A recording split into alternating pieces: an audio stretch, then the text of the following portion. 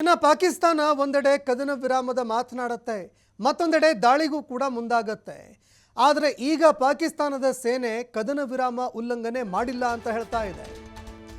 ಉಗ್ರರು ದಾಳಿ ಮಾಡಿದ ಬಗ್ಗೆಯೂ ಕೂಡ ಪಾಕಿಸ್ತಾನ ಸ್ಪಷ್ಟೀಕರಣ ಕೊಡ್ತಾ ಇಲ್ಲ.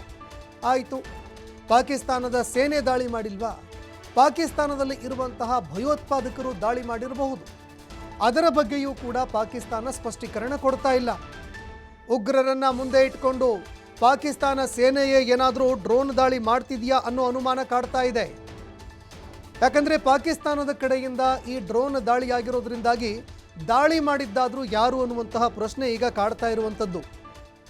ಒಂದು ಪಾಕಿಸ್ತಾನದ ಸೇನೆ ದಾಳಿ ಮಾಡಿರಬಹುದು, ಅಥವಾ ಭಯೋತ್ಪಾದಕರು ದಾಳಿ ಮಾಡಿರಬಹುದು, ಇಲ್ಲ ಈ ಭಯೋತ್ಪಾದಕರನ್ನ ಮುಂದೆ ಇಟ್ಕೊಂಡು ಪಾಕಿಸ್ತಾನದ ಸೇನೆನೇ ದಾಳಿ ಮಾಡಿರಬಹುದು. ಪಾಕಿಸ್ತಾನದಲ್ಲಿ ಉಗ್ರರ ಜೊತೆ ಸೇನೆ ಕೂಡ ಕೈ ಜೋಡಿಸಿದೆಯಾ ಅನ್ನುವಂತಹ ಒಂದು ಪ್ರಶ್ನೆ ಇಲ್ಲಿ ಎದುರಾಗ್ತಾ ಇದೆ. ಪಾಕಿಸ್ತಾನದ ಸೇನಾ ಮುಖ್ಯಸ್ಥರ ಆದೇಶವನ್ನೇ ಉಲ್ಲಂಘನೆ ಮಾಡಿ ದಾಳಿ ಮಾಡಲಾಗ್ತಾ ಇದೆ. ಪಾಕಿಸ್ತಾನದ ಡ್ರೋನ್ಗಳನ್ನು ಭಾರತೀಯ ಸೇನೆ ಹೊಡೆದು ಉರುಳಿಸಿದೆ. ಸ್ಫೋಟದ ಸದ್ದು ಕೂಡ ವಿಡಿಯೋದಲ್ಲಿ ರೆಕಾರ್ಡ್ ಆಗಿದೆ. ಇದಕ್ಕಿಂತ ಸಾಕ್ಷ್ಯಾಧಾರ ಇನ್ನೇನು ಬೇಕು?